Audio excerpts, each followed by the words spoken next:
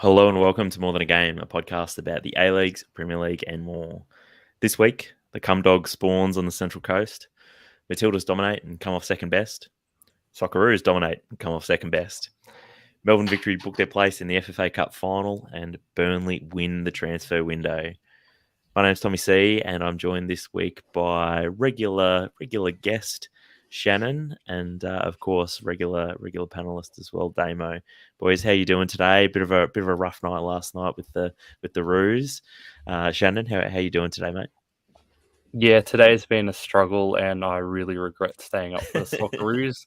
Because it's not staying up till 3:00. That's hard. It's staying up the whole match, and then you've pretty much ruined the whole day if you've got anything on because you're just going to be a zombie. So, what about you boys? I didn't get up for the game this morning, which I'm Good call. glad in the end. But my son decided to wake me up at 10 to 5 anyway, so I caught the last couple of minutes. You would have caught the last panicked few minutes, that's for sure. Well, boys, look, before we get into some Roos chat, let's take us through what your moments of the week are. Shanen, you want to go first since you're the guest? Yeah, my moment of the week, a bit of a selfish one as a Newcastle United fan. Just the fact that we've signed players and the fact that, we haven't got them from the bargain bin, some reject from Aston Villa, 6 years ago. Just got rejects from Brighton and Burnley. I'm just stoked to get anyone, to be honest. So, yeah, that's my moment of the week. And look, we will be talking a bit more transfer chat later on in the pod. At the very end, we'll run through all of the big transfers, and I'll get the panel to tell us whether they think it's a good transfer or a bit of a miss. Damo, what about you? What was your own goal? Your moment of the week this week? My moment of the week actually goes to Crystal Palace, who have built and launched their brand new academy facility over the last few months, and they announced yesterday or the day before maybe that they're launching an initiative that provides a 3-year aftercare program for players that are released from their academy. So when they call it a scholarship in the UK, when you're between 17 and 22 and you get given essentially a youth team contract, for all the players that are let go from Crystal Palace, the club are going to provide them essentially 3 years of finding out what these kids want to do with their lives, giving them a pathway into what's after football. Because these kids have spent, probably their whole lives thinking they're going to play in the Premier League. And I think the statistics say that 97% of academy players at Premier League clubs don't go on to play in the Premier League, which is a pretty wild statistic. So I think this is an incredible initiative from Crystal Palace, and I can only assume that other clubs will follow suit.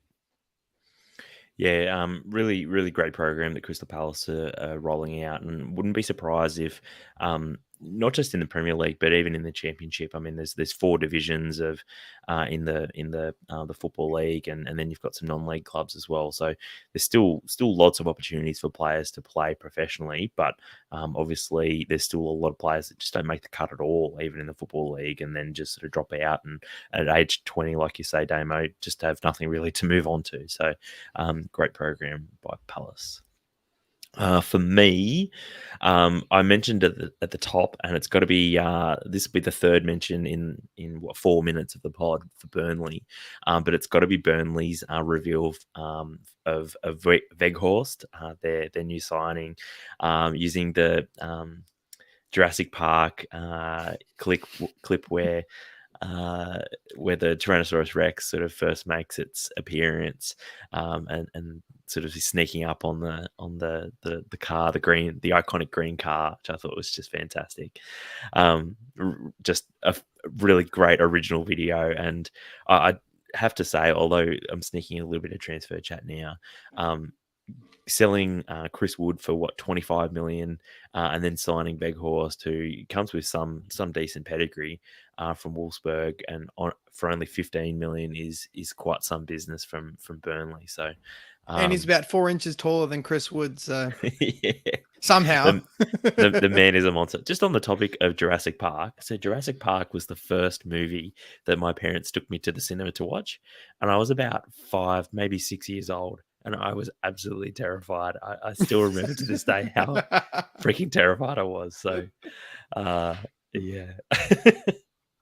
Let's go on to own goals. That could be my own goal that my parents took me to see Jurassic Park when I was 5 at the cinema. But boys, what about your own goals? I'll jump in. I'll go an own goal, which has come from AFCON. AFCON have delivered many moments of the week and many own goals in the last few weeks, and they can often be one or the other. And this one could have been a moment of the week, but I've gone an own goal, and it was in the press conference from the Burkina Faso versus Tunisia match. Someone jumped up on the stage, they grabbed the microphone and all the cables and ran away. As the TV cameras were about to start recording the press conference. It turns out that the African Football Federation, actually the organizing committee had actually rented this equipment from this specific person and hadn't actually paid him yet. So he'd come into the studio and grabbed all of his equipment just before the TV cameras kicked off. So yeah, that's AFCON for you. It's unbelievable entertainment on and off the field. AFCON's just wild, isn't it? Like, just I feel like every second day there's like some massive headline about something just crazy that's happened at AFCON. Shanen, what about you, mate? What was your own goal this week? Geez, I almost feel like my own goal is the fact that I've never seen Jurassic Park. Never ever. That's an own goal. That's an own goal. It's a classic. The original. Second one's not that good. To be honest, it's been a fairly depressing few days, even week in football, with the FIFA president's comments, Socceroos and Matildas from us personally. But I just really would be doing a disservice if I said anything else other than Mason Greenwood, and particularly the fact that so many on social media are defending Mason Greenwood. You know, it's absolutely disgusting. The audio that's gone out is absolutely disgusting. I don't really want to talk about him too much, but yeah, the fact that such large numbers are saying such disgusting things defending him, it breaks my spirit a little bit, to be honest. It was hard to watch some of the photos or listen to some of the audio that came out because it was pretty disturbing. And I guess, look, if there's one thing that we can focus on that's maybe a positive is that there has been a lot of solidarity still for Harriet Robson, the other party. So look, that has been one positive. I guess it's been a shame that sort of sometimes that partisanship of following your team can sometimes go to sort of defending the indefensible. So real shame. For me, an own goal, look, I was probably going to go with Mason Greenwood as well, unfortunately, but maybe on a little bit more lighthearted. Last weekend in the Liberty A-League, Western Sydney Wanderers hosted Adelaide United at Marconi Stadium, and midway through the game, a sinkhole opened up, which is not something that the A-League men has ever managed to do. But yeah, look, the Liberty A-League, the A-League women's, they've managed to find a sinkhole somehow at Marconi Stadium, which, I mean, I don't know if we have like peak A-League W or A-League women's or if we throw that expression out enough. But yeah, that's up there with maybe not peak A-League, but like depths A-League, like. Tough crowd. Alrighty. Let's move on to some listener questions. We've got one listener question that I couldn't really just shoehorn into somewhere else on the pod, and that's Kazonis asks, how can we keep the Tillies being Tillies instead of them turning into the Socceroos? Shanen? Geez, that's a very loaded question, I guess. I guess have some sort of idea of what you want to do with the Matildas, because when I've been watching the Matildas under Tony Gustafsson's reign, he just has one plan, and it's not a very good one. So it's almost like back when we had Tim Cahill as our guy who would score goals, oftentimes we would just resort to, okay, we need a goal, we need a win, let's just get it to Tim Cahill. Seems like that's what we're resorting to with the Matildas when push comes to shove. And I don't know if you've ever seen the probably underrated Will Ferrell movie Kicking and Screaming, But he becomes a coach of a little kid's soccer team, and his whole game plan is just get it to the Italian kid. And at times it feels like when we go a goal down or we're struggling to make something, it's just like, okay, let's just go old Will Ferrell and get it to the, well, not Italian kid, Sam Kerr. Get it to Sam Kerr, yeah. I We're guess, coming up with a less few. of that if we want to not become the Socceroos. Yeah, and you're right. Like it's kind of reminded me a little bit. You mentioned sort of that late 2010s sort of era Socceroos where the focus was all on Timmy. For me, it reminds me, I guess, a little bit more of like the mid 2000s, the early 2000s under Frank Farina, where we were so aggressive and so attacking going forward, but we were just naive at the back, and like teams. I mean, it's still a problem for the Socceroos that teams would just basically eat them up on the counter attack. So I guess that naivety is very present with both teams, and I feel like that's almost a part of sort of both teams' sort of character, which is something that only really has been addressed whenever we've had like Pim Verbeek at the helm, and he's been very, very defensive, at least by Australian standards. But look, there was plenty of talk this week regarding progression of the Matildas under Tony Gustafsson. What did you guys make of those comments? It's a tough question because I feel like a lot of the Matildas have significantly progressed in their individual careers at club level.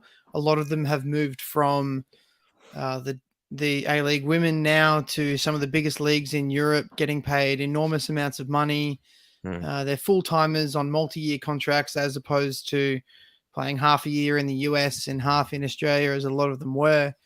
And it's incredible for them. And that's a great leap of progression individually, but it almost feels that leap of individual progression hasn't translated into any sort of success or any sort of, I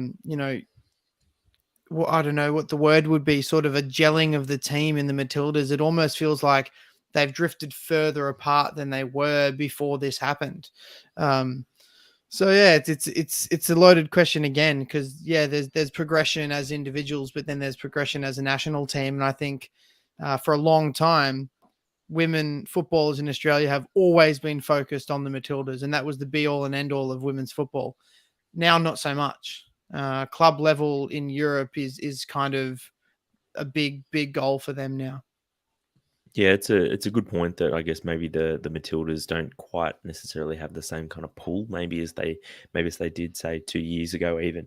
So yeah, it's I guess an interesting time for the Matildas with obviously the World Cup just over 12 months away in Australia and New Zealand, and it'd be very interesting to see if Tony Gustafsson ends up being the one that takes us to the World Cup. I mean, there was a little bit of talk about how the result at the Asian Cup was completely unacceptable, and I think everyone agrees that the final result and being knocked out in the corners was, but hence I guess that talk of progression is whether or not sort of Tony is the man to continue to lead us on that path towards the World Cup. So I'm not sure if either of you've got anything more to add on that topic, but will we be talking about the Matildas later or no? No, this was the Matildas chat. So maybe if you've got something to say, throw it out now. Well, I feel like personally Tony has pretty much backed himself into a corner with all his comments pre the Asian Cup, because whenever I'd go to a press event with Tony, he's a lovely, charming bloke, but he would always say the same sort of thing when he wasn't getting the results, that, just wait till the Asian Cup, pretty much saying we will win the Asian Cup, all this sort of thing. And he has not really planned for the future in his lead up, because it seemed like the Asian Cup win was his, end goal. So there's a lot of players, a lot of good young players in the A-League women. Briley Henry, she's absolutely outstanding. Gemma Rankin, a good young defender, who have had little taste of the Matildas but haven't had a lot of first-team action because he's, sticking with his same sort of cemented-in XI squad. He's even brought Avi Lewick back from retirement. He's convinced her to come back from retirement.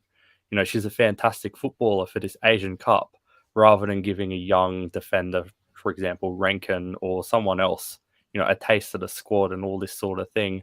So the fact that he's gone out pretty much at the first hurdle in the Asian Cup. Wouldn't be a big deal, I guess, in another scenario if he'd, been showing that he's working towards a goal, that he's working towards 2023 and beyond.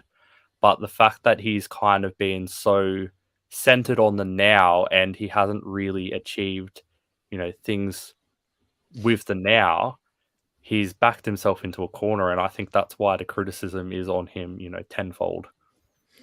I think it's if you can make the comparison with the Socceroos under Ange. Ange took us to the 2014 World Cup and said, well, I don't know if this was overt, but this is building towards the Asian Cup next year.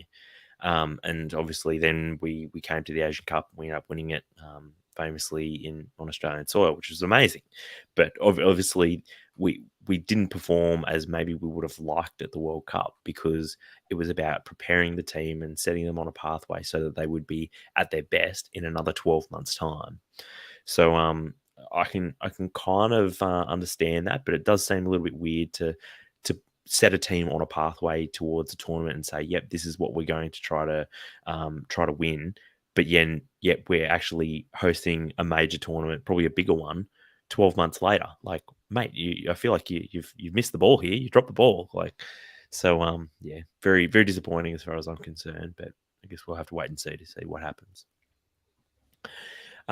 Now, look, it's time to talk a little bit of Roos now, and we'll talk Vietnam, the home game against Vietnam first. That was last Thursday, last week. Socceroos dominated an energetic and positive Vietnamese side 4-0. There were goals from McLaren, Rogic, Goodwin, and McGree. Boys, did you think the performance or the result was better? I personally just enjoyed the occasion more than anything else. Tommie, you and I went to the game together with a few other people, and this is probably the most fun I've had at a football game in many, many years. It was just, the atmosphere at the ground was palpable. People were just having a great time, and that goal that went in, 20 seconds after kickoff, it just exploded the stadium, and we know it was ruled out in the end. But yeah, for me, it was the occasion. It was great to get a result against Vietnam. We always knew we were going to win. It was just a matter of how much, really. But for me, it was the occasion, and great to see Tilio get a run, Joel King make his debut and play brilliantly, and my boy Craig Goodwin get his first ever international goal, which you could see how much it meant to him when he celebrated. It's a good point on Joel King. I actually forgot and left him off of TransferChat, because he did actually get a transfer to Denmark, I think, from memory, which is great for him. Not so great maybe for Sydney FC in the A-League, given that they're now without a left back. But great move for him at quite a young age, and to a league where he could, I guess, move on and progress and should get plenty of minutes. Well, the last teenager that we had at left back for the Socceroos that went to Denmark didn't end up too well. So let's hope Joel King does a little bit better. Wasn't it last week on the pod that we couldn't remember what his name was? Alex yeah, Gerson? Exactly. And you were like, your mate from work. It was real vague. Shannon, what about you, mate? What did you think about I guess the performance versus the score? Yeah, it was a really good performance overall. I was actually covering this match with Vietnamese press, so I was the only Australian there, and to be honest, I thought that was going to be a really bad experience, but we played so well that it was, a good experience for me, even if there was that language barrier. I thought Joel King, on his debut, he looked like he'd played, 20, 30 times for the Roos. He just slotted in seamlessly. He made very few mistakes. Craig Goodwin, that goal was such a special moment. Even if you're not an Adelaide fan or not a particular fan of Goodwin as a player, I think everyone just kind of, felt with him at that moment. And for me, the biggest thing with this Socceroos performance wasn't so much the fact that we scored 4 or 5 goals. It was the fact that Vietnam are growing as a side. They've been growing continuously since, 2018, the 2019 Asian Cup. And there was a period of 20 or 30 minutes where they were just heaping on the pressure. They were playing some really, really good football. And, there was one lucky save by Matt Ryan. But aside from that, We dealt with their pressure really good. We managed to hold it off, neutralize it, and then we turned that into an attack and a goal, and we shifted the momentum back. And that's something I haven't seen with the Socceroos since Ange Postecoglou around, the 2014 World Cup with the matches in Holland and the Confederations Cup. So that's something I haven't really seen under Graham Arnold, where if the momentum shifts completely against us, we're able to hold it off and then turn it back into a positive. So that was my biggest takeaway from that match. Yeah, cool. And you mentioned about Joel King and how well he fitted in. I actually thought the other fullback on the other side, Fran Karacic, I thought he had a great game as well. Both the fullbacks I thought were close to being our best players on the pitch, which it's been a while since we've been able to say that. Normally it's interesting you just say that, one Tommie, player on one side that's good. It's interesting you say that because there's, I read a few different match reviews from a few different people and a few different papers, and opinion was very different on Fran Karacic's performance. And some people think he worked really hard but didn't quite have the final product or the final touch. He left a little bit to be desired. He was a little bit out of position at times, almost like he was trying too hard, sort of thing. And then other people said that he really worked well alongside Milos Steganek there as sort of a partnership on that right-hand side. So, yeah, that's all. Football is very subjective, but you and I, during the game, were saying how well we thought he was playing. And it was only in hindsight, in reading a few different analysis of the game, that I thought, some of these things that people have said about his performance, maybe it wasn't as good as I thought it was. And I think we saw him exposed for the same reasons against Oman, and we'll talk about that shortly, I'm sure. Yeah, we will. We'll break to the Oman game shortly, but I guess one final thing, Damo, you've already said you were at the game, but were you surprised at all by the noise that the Vietnamese fans made? I mean, it's funny. We walked in the ground and we were all kind of looking around and saying, "Wow, there's a lot of Vietnamese fans here," and then we all kind of thought about it and well, I'm not really shocked. We are in Richmond, in Melbourne, so. Yep. Victoria Street was closed on Thursday night last week, and everyone was at Amy Park, but it was incredible. And I think you find that the vast majority of those Vietnam fans, it was win-win for them. Whether Vietnam won, they were just happy to support Vietnam, and then they were happy to, that their adopted nation of Australia also got a good win. So it was a really good vibe amongst the fans, and there was no hostility, and it was a great environment. Sorry, Damo, I have to acknowledge that the comments that we're receiving on the pod. Sal said that Damo looks like a supervillain in a Marvel movie with that look, and Colby, even he's jumped on it as well, and he said that Damo looks like he's just bought a copy of Silverchair's Frog Stomp and then listened to it at the skate park. Yeah, so look, I got a haircut. Yeah. So for all the listeners that only catch the podcast version, this is what you're missing out every week is catching Damo's fresh cut. But look, maybe now's a good time to move on to the Oman game this morning. Shanen, you and I, we both got up in the wee hours of the night to watch this one. Both definitely regretting it today. But look, the game was it had another very early disallowed goal, but it was Jamie McLaren who again opened the scoring this time against Oman, and twice the Socceroos took the lead, but were pegged back by Abdullah Fawaz. Boys, Connor asks, should we as a society round up all the people who've cheerleaded for Arnold to have this job, parade them through the streets naked, throwing tomatoes at them as I ring a bell and yell, shame, shame, shame?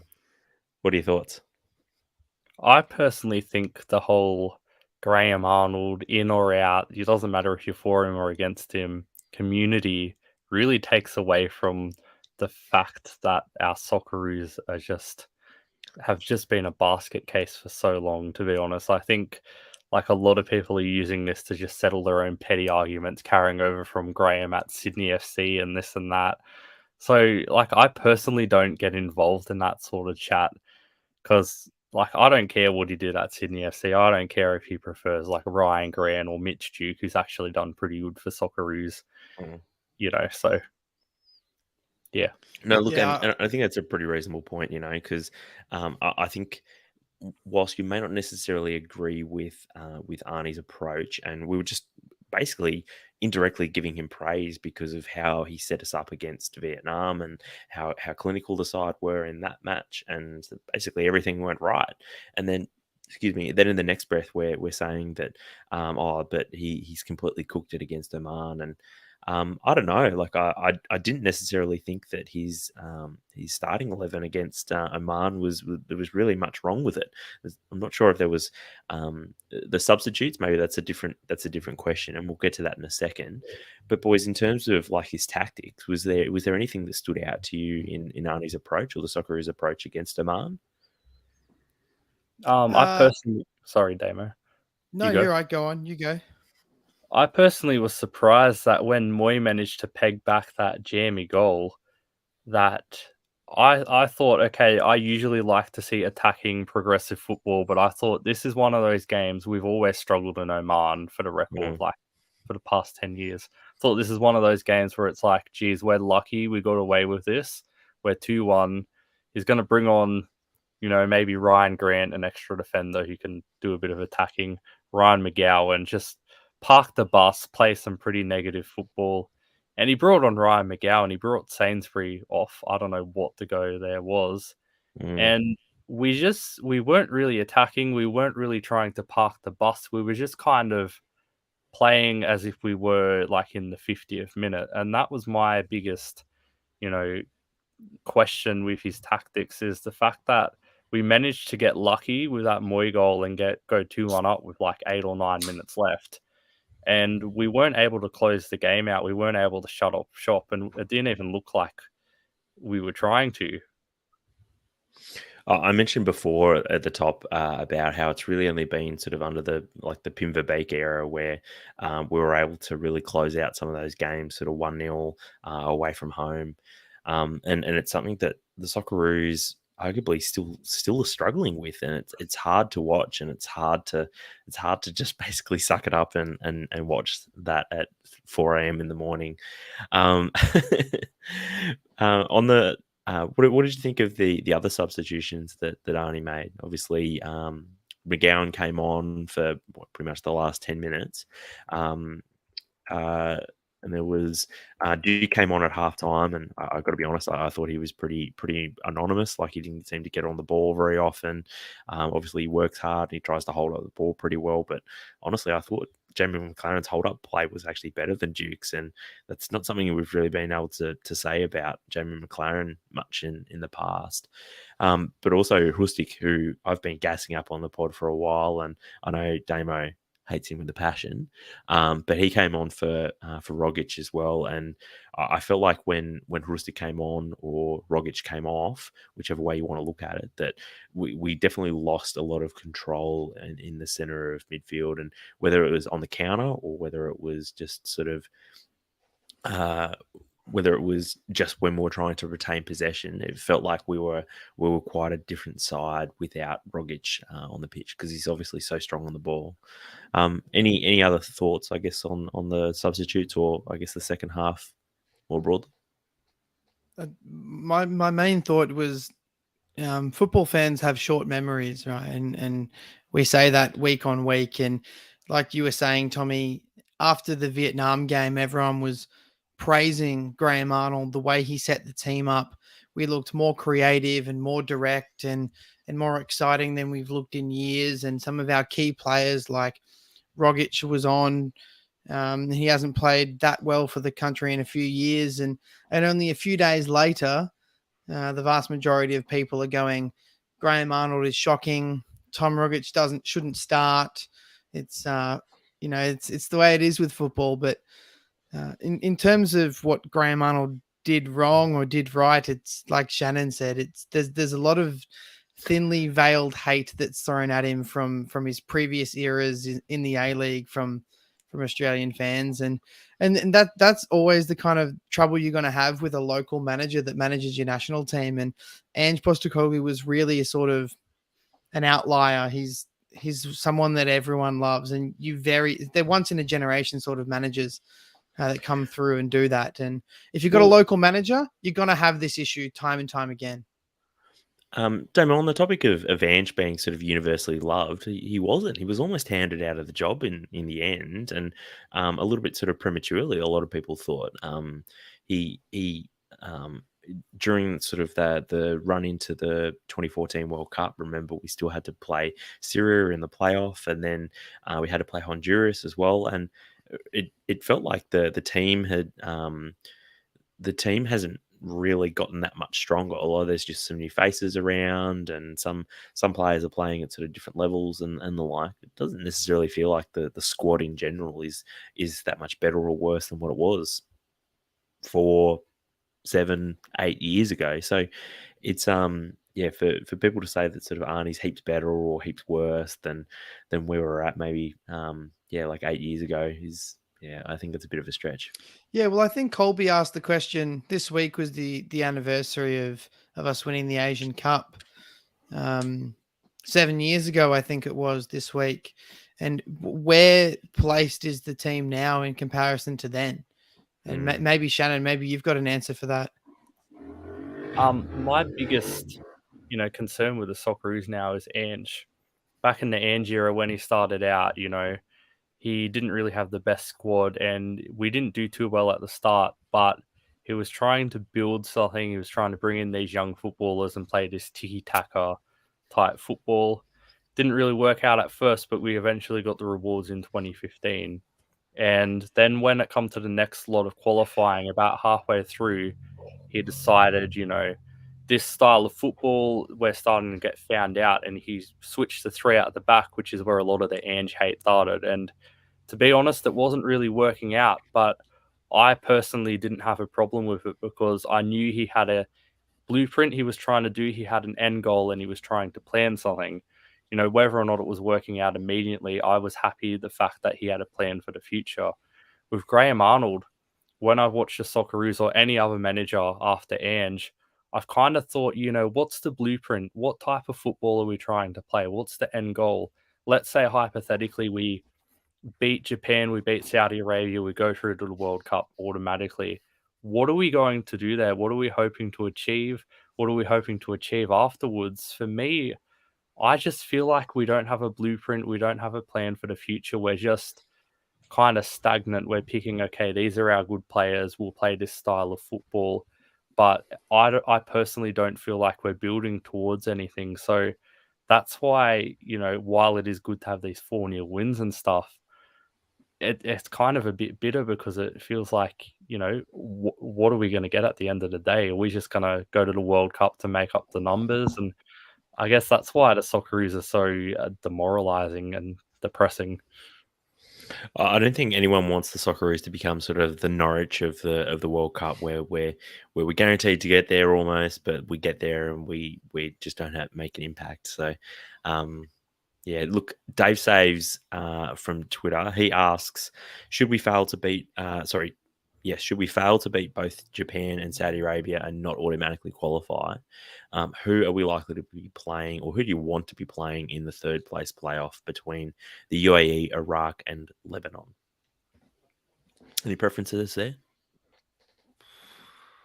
It's a tough question. I think they're all good sides. I think Lebanon would be a great fixture just because of how many Lebanese people are in Australia and the atmosphere that the game would create and that kind of vibe. It would just be a great occasion. But look, it's going to be tough whoever we get drawn against in a playoff like that. And we saw against Syria, who we severely underestimated, and it came down to a free kick that they hit the post in the 93rd minute of the game that put us through. So yeah, anything can happen in those qualifiers.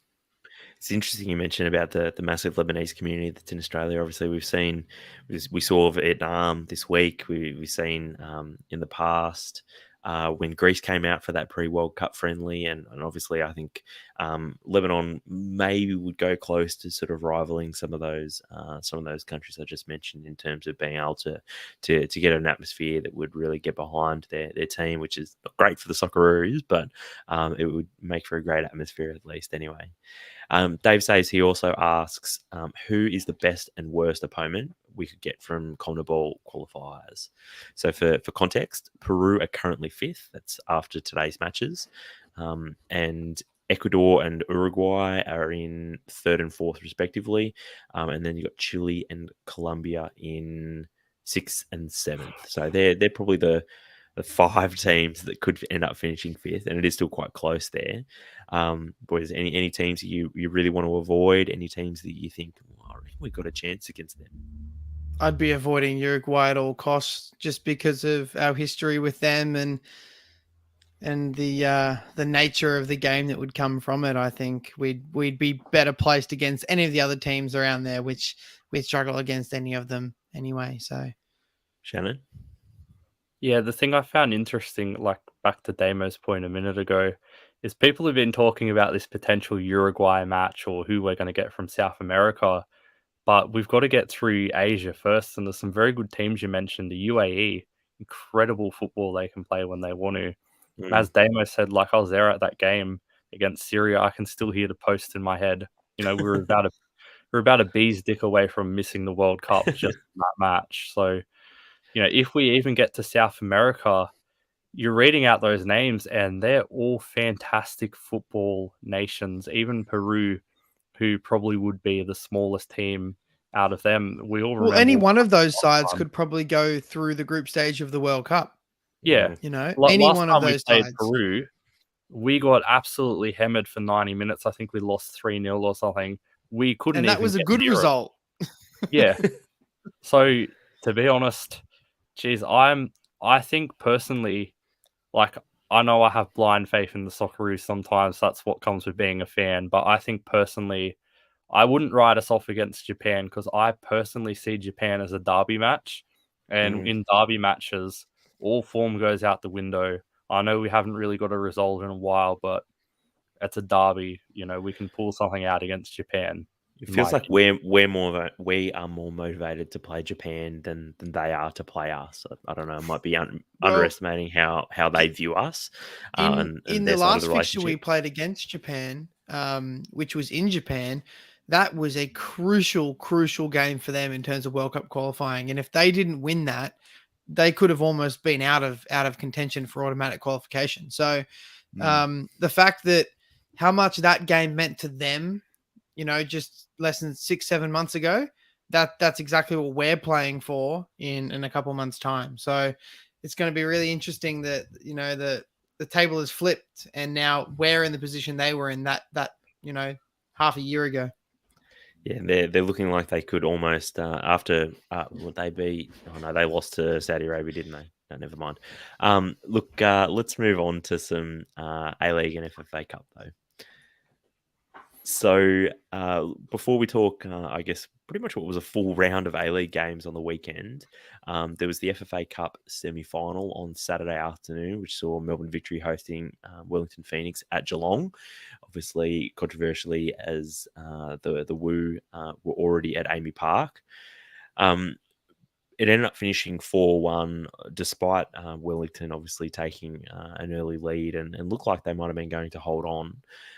But boys, did you think the scoreline was reflective of the game at all?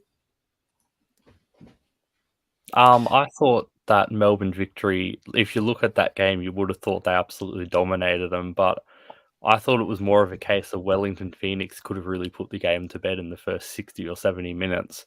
Personally, as a neutral, though, I was going for Melbourne Victory in this one because I wanted the FFA Cup final to have a little bit more meaning, because it's the first time, correct me if I'm wrong, that we have an Asian Champions League or AFC Cup playoff spot up for grabs in the cup final.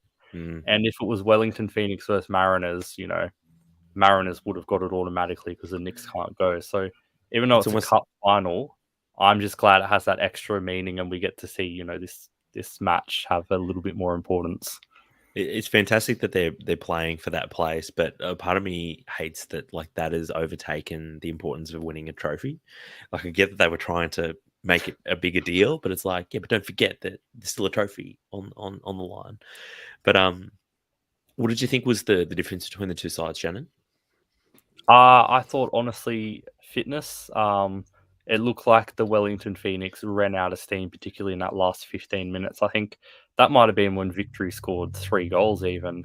And players like D'Agostino were just running direct at, like, straight attacking them. It was almost like, they're playing schoolboy football. They look like they were enjoying it. And yeah, I think Wellington Phoenix really lost it at that point. They look like they ran out of steam.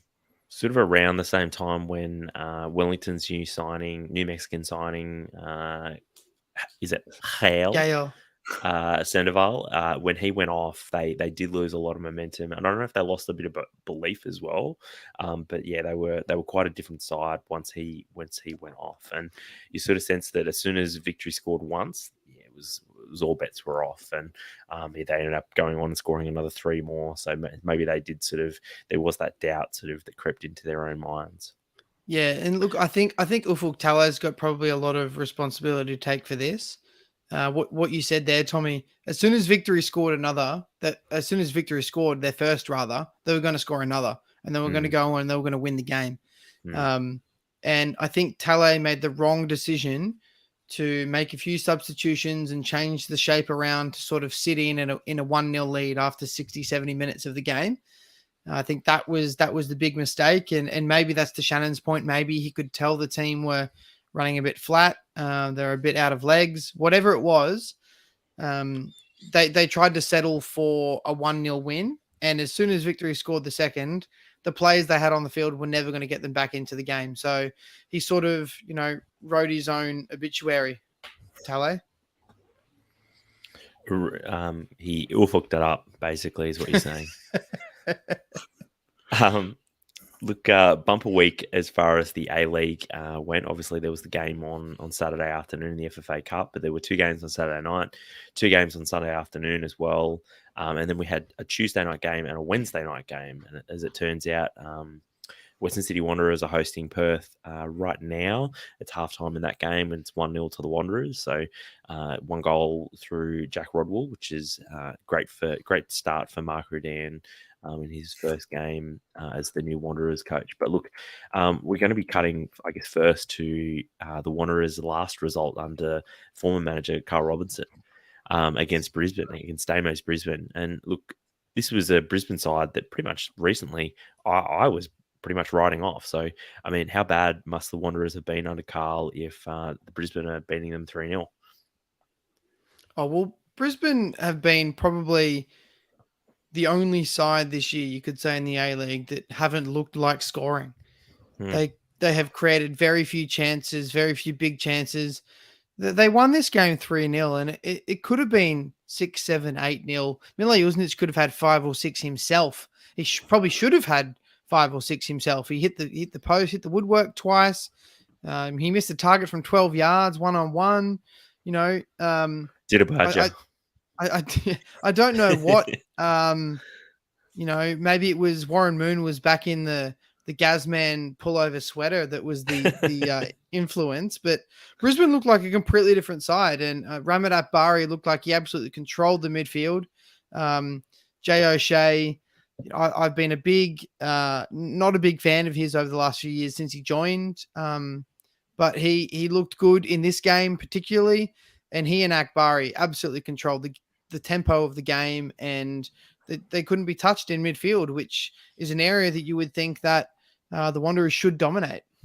Yeah, I mean, like that Wanderers squad is absolutely stacked. I mean, there's a lot of names there, and none of them seem to be in any sort of form at the moment. So, look, obviously, like I said at the top, Carl Robinson has been sacked after that match, and probably rightly so if you're losing 3-0 to Brisbane, considering the strength of their respective squads. But look, Mark Rudan was announced as the new manager about 24 hours later. Do you guys think that Mark Rudan can be a success with this incredibly talented group at the Wanderers? I mean, you wouldn't say he couldn't be a success because, as you said, they've got all the big names on paper. But I'll be interested to see how he goes because, like there was a certain manager I spoke to who I asked him if he was going to take the Wanderers job because he was heavily linked. And he said something like, you wouldn't buy a house that's infested with termites You wait till it gets sorted out first, otherwise you're just throwing money down the drain. It was a bit of a weird analogy, but I was like, I that's like that. on with Western Sydney, considering what's going on and what's alleged to have gone on behind the scenes. So, like, I know Mark Ruden's a very strong character, or at least he seems that way, and he might be the perfect man to like deal with all this sort of bullshit that's apparently going on. But geez, if I was a football manager, I don't think I'd be going near Western Sydney because, yeah, it seems like one of those things where you could, no matter who you bring in, except for maybe one or two like special people, I don't know what you can do with this club if everything that's alleged to have gone on is going on. I totally agree with that analogy about whoever that manager was that said that. But funnily enough, I think Mark Ruden is the type of person that sees that as a personal challenge, as I can be the person that can turn this around. And like you said, he is a strong character. We saw what he did at Sydney United, who were in turmoil for years, and he turned them into the best NPL club in the country. He did well at Western United, but he seems like one of those managers that he comes in, he can turn things around when he real short, when he's the boss, no one goes past him. But as soon as there's a little bit of fire that starts building after he turns things around, everything's worse than it was before he got there. So he's probably got 18 months to 2 years to get Wanderers back in contention for a trophy. And if he doesn't, then who knows what happens with that club from there. I think you do have to look at some of the work that he did with the Phoenix, and like that first season with the Woo as well. Obviously, they were very good. So, and I mean, he did seem to do a reasonable job at keeping Diamante on board as well. So, I mean, it's not out of the realms of possibility that the Rudan and the Wanderers could actually be a good marriage. So I guess we'll just have to see whether or not they make it to the finale of maths or not. Boys, do you think finals is still achievable for the Wanderers? I'd say that Rudin would be selling that narrative to his team, but I don't really believe it's what's on the cards for that club. I feel like this season's a bit of a write-off, and then we go again next year. Fair enough. All right, look, Sydney, they hosted, Central Coast, they hosted Sydney this weekend as well in what for me was game of the round. A real game of two halves, if there ever was one, as the CumDog made his A-League debut to much fanfare on social media. Both teams held the lead as two goal of the season candidates for the Mariners gave them a shout, but Sydney were too strong in the end. Boys, should the Mariners have had more from this match? Oh, absolutely. I mean, considering the way it finished, if you're a Mariners fan, if you're a Mariners player, walking away losing 3-2, you just go home feeling absolutely disappointed and destroyed, in my opinion.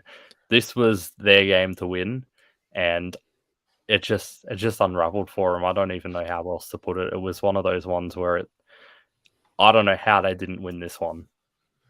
Was there shades at all of the FFA Cup final game for you? What do you mean? Do you mean that they're focusing on that? No, sorry, no. I meant the Phoenix and Melbourne Victory game. I felt that as Central Coast started to make substitutions, they couldn't quite stay in the game, sort of from an intensity perspective, and I felt like as Sydney made changes, they only got stronger and more confident, and they looked, as the longer the game wore on, they looked the team that was more likely to score, and that was off of the back of Trent Bahagia having an absolute mare. He missed 2 1-on-1s. There was once where he was 1-on-1 and he's going to kick the ball and he's hit it with his wrong foot, which was just real comical stuff, but like it almost was to the point of being a little bit pathetic, where you're like, oh, like I'm not sure if I want to laugh anymore. I just feel sorry for the guy. Boys, do you think he's ever going to find some composure and sort of maybe cut it as an A-League footballer, or do you feel like he's just going to be a pace merchant? Man, he's a rugby league player, not a footballer. Get him at New South Wales Rugby League Club, and I'm sure he'd do a good job on the wing. I mean, there's a decent player in there somewhere. We've seen him play some very good football, but his confidence is just completely gone. And to be honest, like some of those misses, I know everyone sits at home and says, "Oh, I could have scored that," but I think anyone sitting at home could have at least made more of an effort than that. And I feel personally the best move for his career would probably be just to leave Sydney, do what Andrew Naboo did when things weren't working out for him at Victory. Andrew Naboo went to go play in Malaysia, I think it was, at a much lower level. And he scored some goals, had some fun, got some confidence under his belt and all this stuff. And he come back, he was 10 times the player he ever was. So if Bahaj is ever going to resurrect his career, I feel like maybe dropping down to a lower level where he can score some goals, have a bit of fun playing football again might be what's best for him because he's got zero confidence at the moment. Boys, a very confident player is the CumDog. He obviously appeared for his first appearance in the A-League in this fixture after having watched 60 minutes of the CumDog in 30 degree heat after he'd just come from Dundee, which was coming off maximums of 10. Having said that, do you think that the CumDog's going to be a success at the Mariners on the pitch, or too early to tell? I feel like he is. I know it's a really early comparison to make, but he's reminding me of Bruno Fornaroli when Bruno first come to the league. Ooh. His goal, I don't know if you guys saw his goal, but the close control he had of that, and he was able to just turn, with such small space and get a shot away. That's something that not many A-League players have, in their arsenal. The fact that he could just, in such tight space, just turn, get a shot away. And he was doing that all match. He was turning this way, that way. I feel like defenders didn't really know what he was going to do. So, yeah, I feel like there's a very good player there. I've been critical of him in the past due to his professionalism. But like everyone in the British press has kind of come out and said, okay, Jason Cummings is a very good player who hasn't really lived up to his potential. So maybe Nick Montgomery, who's, a pretty old school football manager, pretty old school football player, can kind of get him to be a bit more professional. And maybe there's a potential Socceroos number 9 in there. Ooh, it's I'm excited by the way he plays because he's a guy who plays up front. He's not really a striker. He's not really a winger. He's not really a number 10. He kind of floats around in the dangerous areas and finds himself in good positions. And as a defender, you don't know what to do with him. If you sit tight, he rolls you really quickly. If you give him a yard or two, like Shanen said, he gets the ball, he turns, close control, and he can get the ball out from underneath his feet and get a shot away quickly. I think he's got all the tools to be a really successful A-League player. And it's going to be really interesting to see. Obviously, he's going to need some time to adapt to the conditions and to the game and to the way the game's played here in Australia compared to Scotland. But yeah, I think over time, not only is he going to be a cult hero off the field, he's going to be able to back that up with a fair few goals too. So he's going to be entertaining either way, and it's going to be great fun. Something I did notice that I thought was kind of amusing was that they were very professional. The Channel 10 coverage, they never once referred to him as the CumDog or anything like that. So they 100% have been told in like a pre-match media briefing, do not use the words CumDog. Oh, brilliant.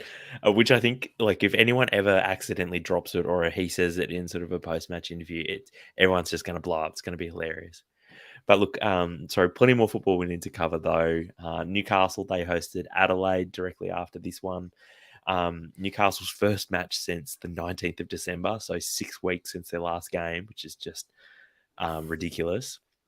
But look, the Jets started well. They took the lead through Mikkel Tadzi and his quality finish on the hour mark. But before Adelaide came home with a sopping wet sail, scoring twice in the last 5 minutes, in the 88th minute and then the 91st.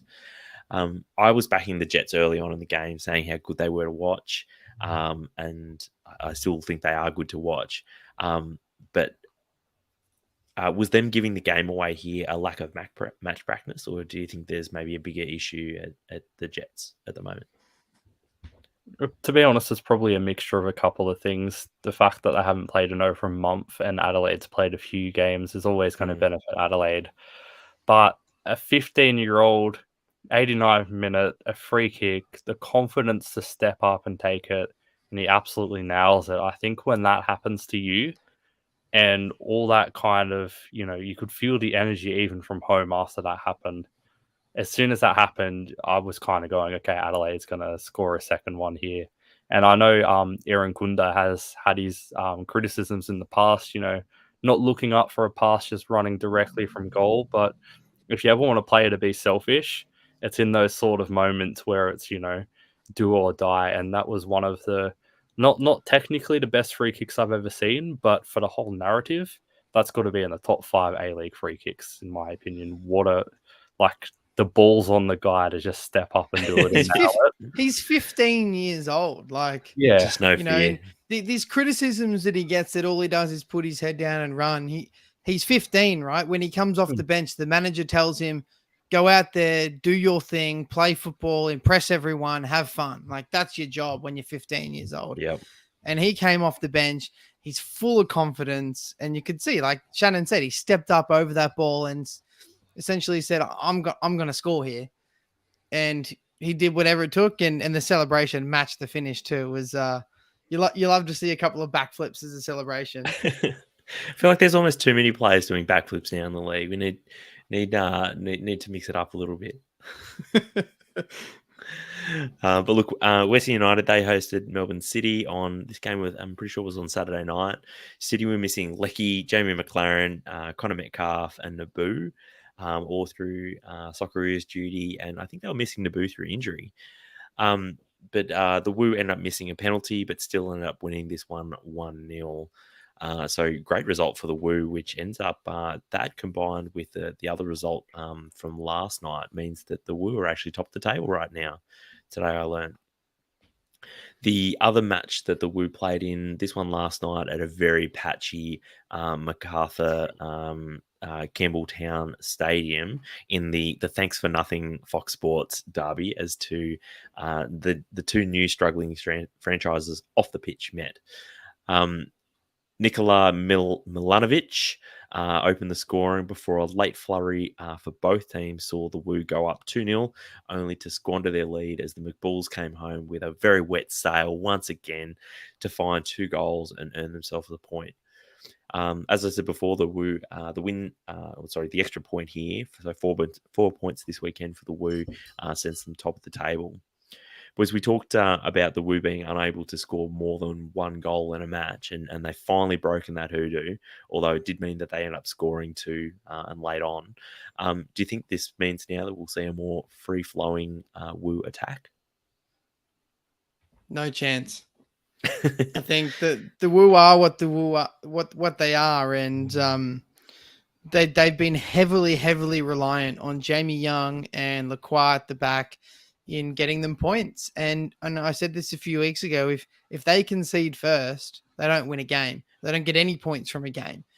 If they're able to score first, they can often hold on and win 1-0 or at least salvage a draw if they concede. So, I don't think we'll see any way in the way they change, in the way they play football, any change rather, because John Aloisi is very one-dimensional and he's doing what he's doing and he's doing it well. Interesting take there. All right, that pretty much wraps up A-League for this week, though. So, look, we do have a little bit of transfer chat to finish things up. Obviously, we're recording now on the 2nd of February, which means that we're 3 days past deadline day, which is mostly a European thing, not so much a factor in the A-League. But look, what I wanted to do, fellas, was I wanted to run through some of the big transfers, and I wanted you to give me your take whether or not you think it's a good move or not. And some of these aren't just players, some of them are managers too. So the first one, Shannon, I'll throw to you, is Bruno Guimaraes to Newcastle. It's quite a big money move, but obviously he's coming from Lyon to play in central midfield for them. Good move. Happy with that one? Yeah, 10 out of 10. I don't think there's a better player for us at the moment. We would in talks bringing, Ginny Wijnaldum back. Unless we could have got him, I don't think we could have got a better player. This is a guy that probably about 18 months ago was being linked with some of the top clubs in Europe. So, and he's been very good at Lyon from all reports. So good stuff for Newcastle. And now he's joined the best team in the world. So good on him. Richest doesn't necessarily mean best, and we've seen that over many years with Manchester United. So they also signed Dan Burn on deadline day as well. Good signing, a little bit left field. I think, as I said to you before the pod started, I'm stoked with all the signings. I know Dan Burn, Chris Wood, they're not, the Hollywood players that you would expect with the big money takeovers, but they're exactly what Newcastle needs. We need players who are just decent footballers who can just make us survive relegation, maybe bang in a few goals. So Burn, Wood, Target, all brilliant signings. Tommie, you said Burn was a little bit left field. I think he's a little bit left back, but he's mainly centre back. It still blows me away that he's like 6'7" and plays left back. Like, I also think he was a Newcastle junior. He played there pretty much his whole career as a young kid. So, and a homecoming for him, and I'm sure he's excited to get started there. Maybe he'll absolutely burn the house down while he's there. But look, speaking of houses, Everton's house has been a bit of a mess for the last couple of weeks, couple of months. And we saw Rafa Benitez get the sack, and Frank Lampard, he's come in to try and fix their house. Two players that he's brought in on deadline day were Donny Vanderbik from Manchester United and Dele Alli. Donny on loan, and Dele seems to be actually a permanent transfer. I was surprised by that. Boys, I feel like we have to judge each of these separately. First of all, I'll throw to a listener question. When the doomed marriage of fraud Lampard to Everton FC, fraud club, ends its inevitable collapse into relegation, how hilarious will it be? You know what? As much as I dislike Lampard as a player and what he did at Chelsea, I think he's going to keep Everton up. I think he'll do a well enough job to steady the ship. But you quickly mentioned, and we'll talk about the Dele deal because I'm a big fan. Dele's my boy. All right, come on, let's talk Dele Alli. Come on. I think it's an incredible deal for both Everton and Spurs somehow. So the initial deal is he's on a permanent transfer for free right now. And when he plays 20 games, Everton paid £12 million or just under £12 million. The funny thing is Everton only have 19 games left this season. So they're not going to pay anything for him until at least next year. And Tottenham sources are reporting that this deal can go up to £40 million depending on circumstances. I don't know. No one knows what those circumstances are. There's probably like if he gets recalled to England, if they make the Champions League, if they resell him, all this kind of stuff. So I actually think both teams have done really well out of this somehow. And I'm glad to see Dele going to a place where he feels confident and playing football again, because that year he played at Spurs where he was PFA Young Player of the Year. It was arguably one of my favorite seasons from any player in the last probably 5 or 6 years. Feels like a long time ago that happened, though, wasn't it? It was like 4 or 5 years ago. Donny Vanderbik, good move, you think? Yeah, absolutely. I think when I was watching him at Ajax, he was one of the best midfielders I'd seen in quite a long time. I even thought he was probably better than Frankie de Jong. Wow. He looked to be better than Frankie de Jong, or he had the potential to be. And the whole thing at Manchester United has just been depressive for everyone. So I feel like if Everton can get the best out of Vanderbik, even the fact that he's going to be playing games, they've got a very good signing on their hands. And I feel like Dele Alli is another one where it was kind of just depressing a little bit. You could tell the relationship had really fallen apart with him and Spurs. He was a shadow of himself. So if they can sign even a fraction of the player he was when he got that PFA season, they've nailed the transfer market. It's basically like what Naboo did when things weren't working out at in Melbourne Victory, so he went to Malaysia. And I mean, it's a bit like Dele. He's just gone to Malaysia. He's gone to Merseyside, Malaysia. The other, moving along though, you got Roy Hodgson. He's gone to Watford. Boys, can he keep up Watford, or are they doomed? He'll get relegated before the season's over, I'm sure. I mean, he'll get sacked rather before the season's over. This is what Watford do, right? Yeah. You got Kiwi Libby Kakache. He's gone from Belgium on loan to Empoli. Empoli are sitting mid-table in Serie A at the moment. Good move for Jesse's Libby. If he plays, it's a good move. But like if he's going to get like 4 or 5 games, maybe be on the bench, he should have stayed at Belgium. But Kakache's he has the potential to be a top 10 left back in the world. He's that Oof. good. He's been doing Wow. that good at Belgium. There's a reason why he's already in Serie A. And personally, I would make New Zealand a state in Australia just to get him in the Socceroos. He's that good. That's a couple of huge calls there. I think he's only on loan until the end of the season, so it's a good move, like you said, Shannon. If he only plays half a dozen games, then St. Trudeau can get him back, and he's a quality player in the Belgian league, and they can probably sell him on elsewhere, given the exposure he got from being in Serie A. So I think everyone wins from this move. Here. You got Alu Kuol. He's gone on loan to Sandhausen, who are third last in Bundesliga 2 from Stuttgart. Boys, good move. Another win-win move, really. He just needs to play football, doesn't he? And hopefully he plays week in, week out where he's going, and whatever level it's at, whether it's Bundesliga 2, whether it's A-League, whether it's wherever he's playing. He's only 20 years old. He needs to play football. Bizarrely, Aubameyang has gone basically on a free, I believe, to Barcelona from Arsenal. Good move. What on earth are Barcelona doing? Like, when they're drunk, aren't they? Boys, but when I was a kid, Barcelona, Iniesta, Xavi, Messi, they were the team that all the little kids like at my school would go for. Everyone would go for. They were the best team.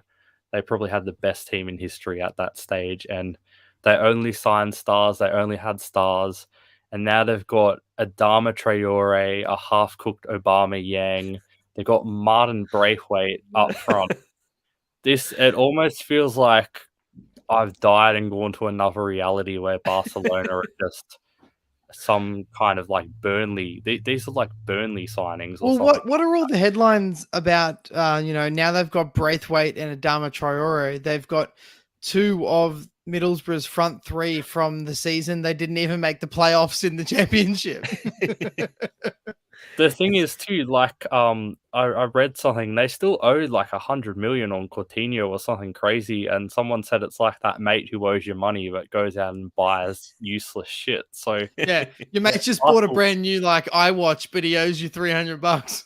Barcelona have one of the best academies in the world, and the fact that they're wasting money on like a 32-year-old Aubameyang, Martin Braithwaite, Adama Traore on loan, it's just confusing to me as a football fan. To be fair to Barcelona and to both Traore and Aubameyang, who have taken enormous pay cuts to be where they are, the rumor has it that Adama Traore, who spent 12 years at Barcelona as a junior, let's not forget that. He wants to go back to the club that he loves, really, and do them a favor. He turned down £120,000 a week at Spurs to be paid £15,000 a week at Barcelona. So, there's probably got a lot to do with the fact that Conte envisioned him and told him he was going to be a right wing back. And the fact that he's going home to Barcelona. But, rumor has it that also Aubameyang has taken nearly a 60% pay cut to go to Barcelona. Is just the fact that they are called FC Barcelona still has the sway, regardless of the financial position and sort of where they are at the moment.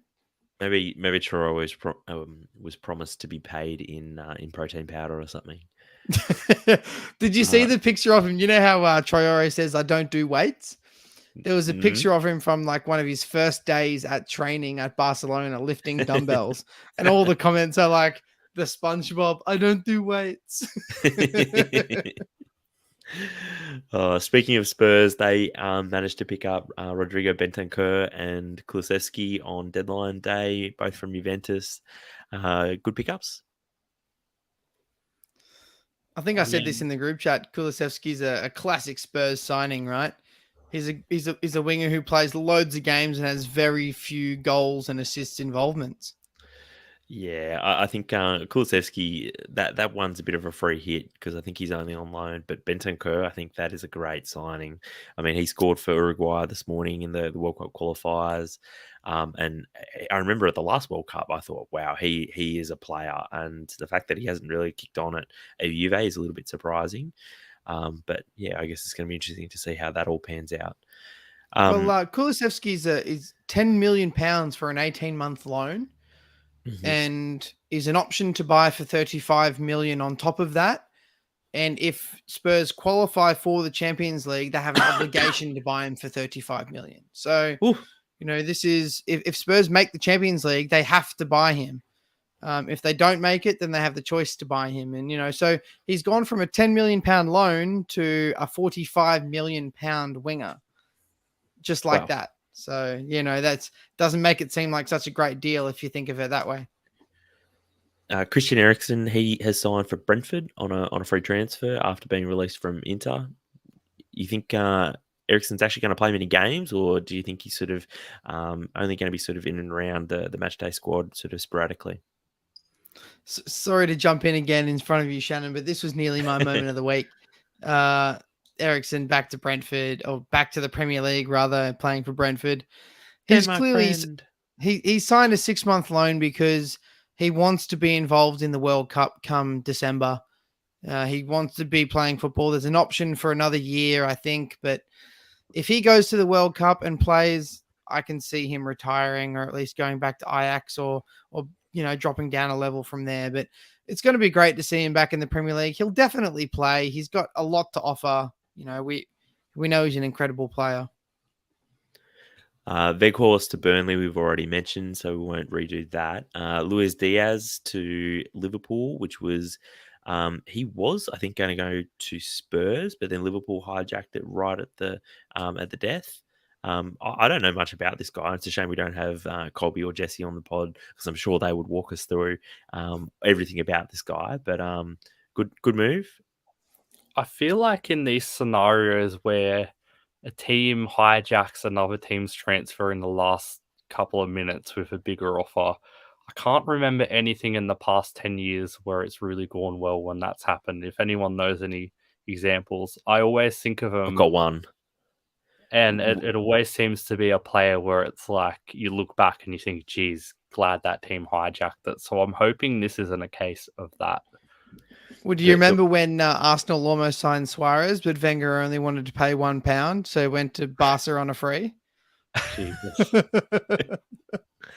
So the one that comes to mind was Willian. He'd almost been signed by I think Spurs, and he went to Chelsea. Yeah, Chelsea jumped in at the very last minute and got the deal across the line.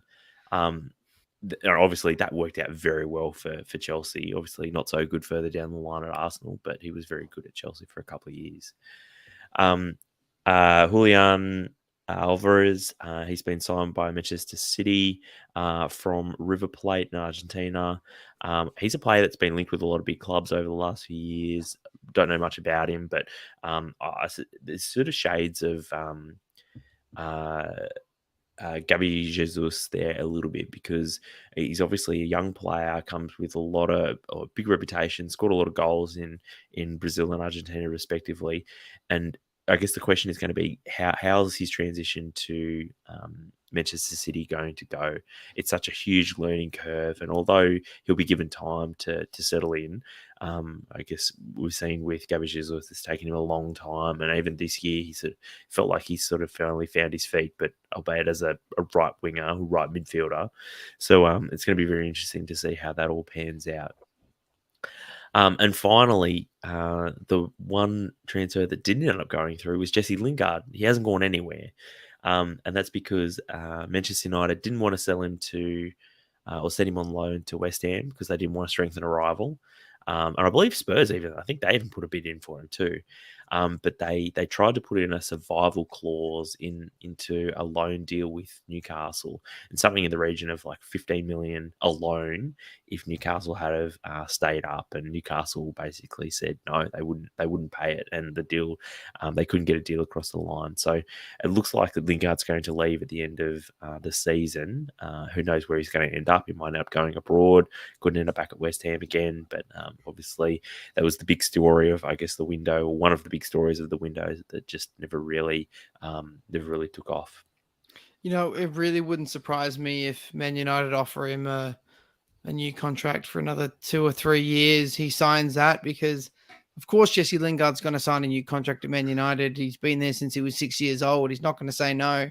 Yep. And then they can sell him for 15, 20, 25 million when they give him a few games. So it really wouldn't surprise me if that's what happens again. Me too. I mean, he's 30 years old now. How much longer can Man United do this with him? Well, and that's a good point. Like, I felt like this was this window, or the most the one 6 months ago. Yeah, 6 months ago when they should have done it. It felt like one of these 3 windows that they had to do it, and the fact that they haven't got a deal done now, even to West Ham or to Spurs, yes, they would have strengthened a rival, but at least they would have got some money for him. It's really hard to see Manchester United getting anything for him, even if he does sign a new contract later down the track. Tommie, you did miss one transfer on your little run sheet here. Is Aaron Ramsey has gone on loan to Rangers, of all places, which I thought was a huge. I mean, Aaron Ramsey, and I think I posted this in the group chat the other night. Aaron Ramsey hasn't played a game of football since the 29th of September or the 26th of September last year. So obviously he's had a few injury problems, but I think this not only shows his intention to want to play regular football again to hopefully go to a World Cup with Wales, but also shows Rangers are a little bit scared of Celtic at the moment. That's I guess we've talked about Scotland and the Scottish top flight there mostly in terms of how Ange is doing, but you're right. Like there's quietly an interesting narrative building there, and I guess the resumption of a really strong rivalry between Rangers and Celtic there. So an Old Firm tomorrow morning. Woo, exciting times. But look, I don't think I missed any other major transfers, Shanen. No. I've remembered when you spoke about Ramsey to Rangers, they signed someone else. I was almost sure of it, that I thought, geez, that's a good signing. And then they signed Ramsey, and I thought that's an unbelievable signing, but I can't pick who it was off the top of my head. So I'm just trying to look it up now, and I have no idea. Maybe I Rangers. You may have. Yeah, I maybe. can't think of who it would be. It's been a big month of January for especially a lot of transfers. Oh, absolutely. And sorry, I think Chelsea also signed a young striker from Bristol, I believe. Because for some reason I'm in one of the Bristol groups, and the Bristol fan groups have been going on about how good this young player is. I can't pick his name. I don't even know if it actually happened because I'm that tired. But whoever that is, they're talking him up like he's, the next Harry Kane or something. So second coming. Yeah. Shanen, was the Rangers signing Amad Diallo from Manchester United on loan, who in my Premier League preview was my one to watch for Manchester United, who I thought this would be his breakout year. So yeah, I agree with you. That is it's a big transfer for Rangers. Good stuff. The listeners didn't get to see me yawning then. It's been a long day, but that's pretty much just going to be wrapping things up on the pod. It's been great to talk a little bit of Roos and a little bit of Tillies, even though things haven't been so great this week for the two teams respectively. It's been great talking football as always, though, and until next week, enjoy the football.